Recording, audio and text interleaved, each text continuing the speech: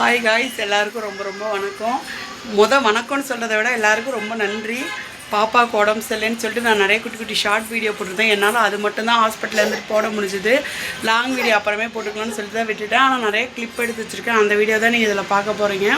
நான் எதுக்காக ஃபஸ்ட்டு எல்லாருக்கும் நன்றி சொன்னேன்னா, எங்கள் பாப்பாவுக்கு உடம்பு சரியில்லைன்னு சொல்லி நான் போட்ட ஷார்ட்ஸ் வீடியோவை பார்த்துட்டு எனக்கு அத்தனை பேர் கால் பண்ணியிருந்தீங்க. என் ஃபோன் நம்பர் இருக்கவங்க எனக்கு கால் பண்ணி டைரெக்டாக விசாரிச்சிங்க. ஃபோன் நம்பர் இல்லாமல் இன்ஸ்டா ஐடி இருக்கவங்க இன்ஸ்டாவுக்கு கால் பண்ணி இன்ஸ்டாவுக்கு மெசேஜ் பண்ணி எனக்கு கேட்டிருந்தீங்க. ரெண்டுமே இல்லைங்கிறவங்க நிறைய பேர் யூடியூப்பில் போட்டிருந்த ஷார்ட்ஸு கீழே மெசேஜ் பண்ணியிருந்தீங்க. நான் நிஜமாலுமே இவ்வளோ பேர் எங்கள் மேலே இவ்வளோ பாசமாக அன்பாக, அதுலேயும் குறிப்பிட்டு எங்கள் பாப்பாவை வந்துட்டு இவ்வளோ தூரம் விசாரிப்பீங்க நான் நினைக்கவே இல்லை. சத்தியமாக அந்த நேரத்தில் நீங்கள் எல்லோரும் சொன்ன ஒரு வார்த்தை, அந்த ஹெல்ப்பு, அந்த நேரத்தில் நீங்கள் கொடுத்த வார்த்தைலாம் எனக்கு அவ்வளோ தூரம் இம்பார்ட்டன்ட். இதுலேயும் சில பேர் எனக்கு கால் பண்ணி மெசேஜ் பண்ணி, அக்கா உங்களுக்கு அமௌண்ட் வேணுன்னா கூட சொல்லுங்கக்கா, நான் போட்டு விடுறேன். ஹாஸ்பிட்டலில் இருக்கீங்க, எமர்ஜென்சியில் இருக்கீங்க, உங்களுக்கு அமௌண்ட் வேணுன்னா கூட சொல்லுங்கக்கா, நான் போட்டு விடுறேன். அது தப்பாக எடுத்துக்க மாட்டோம், நீங்களும் தப்பாக எடுத்துக்காதீங்க, நீங்கள் வந்து எனக்கு அக்கா மாதிரி, உங்கள் பொண்ணு என் பொண்ணு மாதிரிங்கக்கா அப்படின்னு சொல்லி நிறைய பேர் அமௌண்ட்டெல்லாம் கொடுக்குற அளவுக்கு இருந்தீங்க. எனக்கு அதெல்லாம் ரொம்பவே இதாக இருந்துச்சு. பட் வந்துட்டு எனக்கு உங்களுடைய அன்பு மட்டுமே போதும், அமௌண்ட் வேணாங்க மாதிரி தான். நான் எல்லார்ட்டையும் தேங்க்யூமா, ரொம்ப நன்றி. நீங்கள் இவ்வளோ தூரம் என்கிட்ட கேட்டதே எனக்கு ரொம்ப சந்தோஷமாக இருக்குது. எத்தனையோ உறவுகளால் கேட்க முடியாதெல்லாம் கூட நீங்கள் கேட்டிருந்தீங்க. எனக்கு அதெல்லாம் அவ்வளோ லவ்வாக இருந்துச்சு. ஸோ அந்த இடத்துல எனக்கு அது மிகப்பெரிய ஒரு ஆறுதல்னு கூட சொல்லலாம். என்கிட்ட விசாரித்தவங்களுக்கும் சரி, குறிப்பிட்ட அமௌண்ட் தரேன்னு சொல்லி சொன்னாங்க எல்லாருக்கும் ரொம்ப நன்றி. ஆனால் நான் யார்கிட்டையும் அமௌண்ட் நான் வாங்கலை. சாரி, நான் அமௌண்ட் வாங்கலேன்னு கோச்சிக்காதீங்க, நான் அதுக்கு வேறு ஏற்பாடு பண்ணிட்டோம். ஸோ அதனால தான். சப்போஸ் பத்துலைன்னா நான் கண்டிப்பாக கேட்டிருப்பேன். ஓரளவுக்கு இருந்ததை வச்சு நாங்கள் மேனேஜ்மெண்ட் பண்ணிக்கிட்டோம். அப்புறம் பாப்பாவுக்கு என்ன பிரச்சனை, என்ன ஆச்சு, ஏன் எதனால் ஹாஸ்பிட்டலுக்கு போனோம், எவ்வளோ ஃபீவர் இருந்துச்சு, எதனால் இந்த ஃபீவர் வந்துச்சு, எல்லாமே இந்த வீடியோவில் நீங்கள் ஃபுல்லாக பாருங்கள். நான் வீடியோ கொஞ்சம் என்னால் முடிஞ்ச வரைக்கும் வீடியோலாம் எடுத்திருக்கேன். என்னான்னு சொல்லி வீடியோக்குள்ளே போய் பார்க்கலாம். இது வெள்ளிக்கிழமை நைட்டு எடுத்தது காய்ஸ். பாப்பாவுக்கு வந்துட்டு திடீர்னு இருந்தது அப்படி காய்ச்சல். நான் வெள்ளிக்கிழமை நைட்டு 9 மணிக்கு லைவ் போட்டிருந்தேன். லைவில் நான் இருக்கிறப்போ அவள் ஒரு 10 மணி வாக்கில் அன்றைக்கி 1.5 மணி நேரம் லைவ் போயிருந்துச்சு. 10 மணிக்கு என்னமோ ஒரு தடவை அவள் லூஸ் மோஷன் போனால் அம்மாவும் எங்கள் வீட்டுக்காரும் பாப்பா பாத்ரூம் போயிட்டான்னு சொன்னாங்க. சரி, நான் லைவில் இருக்கனால அவங்களே பார்த்துக்கிறேன்னு சொல்லி அவங்களே எடுத்து போட்டாங்க. அது பண்ணிவிட்டு மறுபடியும் ஒரு 1/2 மணி நேரத்தில் மறுபடியும் லூஸ் மோஷன். என்னடா சம்மந்தமே இல்லாமல் லூஸ் மோஷன் போது, எதோ பாப்பா எடுத்து வாயில் போட்டுவிட்டாலும் என்னன்னு தெரியலன்னு சொல்லிட்டு பயந்துட்டு இருந்தோம். அந்த 2வது லூஸ் மோஷன் போயிட்டு வந்துட்டு வாஷ் பண்ணி விட்டுட்டு வந்து பார்க்குறோம், பயங்கரமான காய்ச்சலுங்க, நெருப்பாக கொதிக்குது. பிள்ளை பக்கத்துலேயே இருக்க முடியல. சரி, ஓகே, நம்மகிட்ட இருக்க மருந்தை ஊற்றி விடலான்னு சொல்லிட்டு 11:30 மணிக்கு ஒரு மருந்து ஊற்றி விட்டேன்.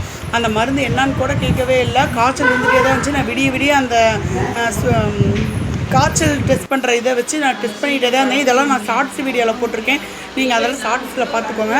102 டிகிரி காய்ச்சல் இருந்துச்சுங்க. நானே 102 தாங்க மாட்டேன், நான் அழுவேன். 102 டிகிரி காய்ச்சல் தான் வச்சுக்கோங்க, என்ன பண்ணுறதுனே தெரியாமல் நான் அழுவேன். எனக்கு அதிகம் அழுவாச்சு தான் வெளிப்படுத்த முடியும்.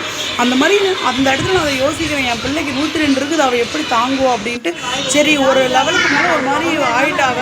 சரி, ஓகே, இதுக்கு மேலே வேண்டான்ட்டு 2 மணிக்கு ஒரு தடவை மருந்து ஊற்றினேன். என்னான்னு கூட கேட்கலிங்க. சரி, இதுக்கு மேலே வேண்டாம், நம்ம ஹாஸ்பிட்டலுக்கே போகலான்னு சொல்லிட்டு ஒரு 2:30 மணிக்கெலாம் கிளம்பி ஹாஸ்பிட்டலுக்கு போயிட்டோம். போய் பார்த்தா நைட் டைம், வெள்ளிக்கிழமை நைட் இதெல்லாம் நடந்தது. போய் பார்த்தா எங்கேயுமே ஹாஸ்பிட்டலே இல்லை, ஒரே ஒரு ஹாஸ்பிட்டல் இருந்துச்சு. அங்கே போய் பார்த்தோன்னே அவங்க வந்துட்டு என்ன கொடுத்தீங்க, என்ன இதுன்னு கேட்டாங்க. இல்லைங்க, வெறும் பால் மட்டும் தான் குடிச்சான்னு சொன்னோம். எல்லாம் சொன்னதுக்கப்புறம் ஒரு டேப்லெட்டை பாப்பா லூஸ் மோஷன் போகிற அந்த ப்ரைவேட்டில் வச்சு விட்டுட்டு டானிக் அங்கேயே கொடுத்து வீட்டுக்கு கூட்டிகிட்டு போங்க, 6 மணி நேரத்துக்கு ஒரு தடவை மருந்து ஊற்றுங்கன்னு சொல்லி அனுப்பிட்டாங்க. அங்கே அதெல்லாம் கொடுத்தனாலே என்னமோ பாப்பா வீட்டுக்கு, நாங்கள் விடியத்தில் 4:30 தான் வீட்டுக்கு வந்தோம். வந்தப்போ பாப்பா சூப்பராக இருந்தால், நல்லாவே இருந்தால். ஒரு ஜூஸ் கொடுத்துருந்தாங்க, நான் அதெல்லாமே ஷார்ட்ஸில் போட்டிருக்கேன்.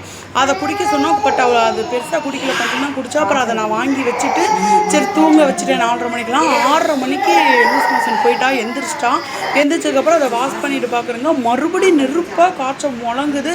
ஆனால் நைட்டே என்கிட்ட சொல்லிட்டாங்க, நாங்கள் 3 மணிக்கு மருந்து ஊற்றி விட்டுருக்குறோம், இதுக்கப்புறம் நீங்கள் 6 மணிக்கு தான் 9 மணிக்கு தான் ஊற்றணும், 6 மணி நேரத்துக்கு மருந்து ஊற்றக்கூடாதுன்ட்டாங்க. ஆனால் பட் என் பிள்ளைக்கு 7 மணிக்கே மறுபடியும் காய்ச்சல் வந்துருச்சு.